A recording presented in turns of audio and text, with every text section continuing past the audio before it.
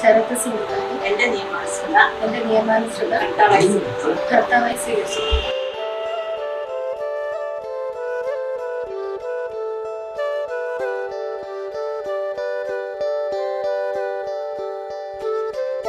അല്ല, arranged marriage അല്ല.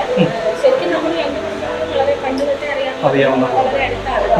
പിന്നീട് അതിനുശേഷം ആശയപരമായ ഒരു യോജിപ്പ് ഞങ്ങളിൽ കണ്ടെത്തിയിരുന്നിട്ട് വിവാഹം കഴിക്കാമെന്ന് തീരുമാനിക്കുകയാണ്.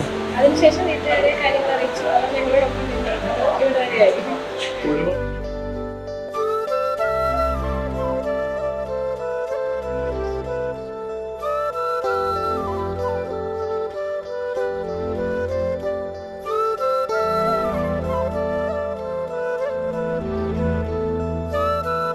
ഒരു ജനറൽ സ്റ്റാൻഡേർഡ്സ് മീറ്റ് ചെയ്യുക, അത്തരം റിക്വയർമെൻറ്റ്സ് ഒന്നും ഞങ്ങൾക്കില്ല.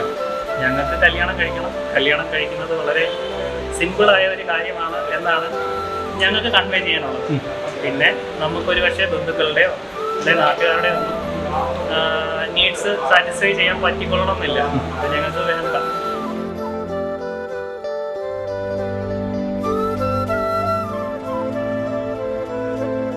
വളരെ ലളിതമായ രീതിയിൽ സ്പെഷ്യൽ മാരേജ് ആക്ട് പ്രകാരം വിവാഹിതരായ ശരത്തിനും പ്രിയയ്ക്കും എല്ലാവിധ ആശംസകൾ നേരുന്നു.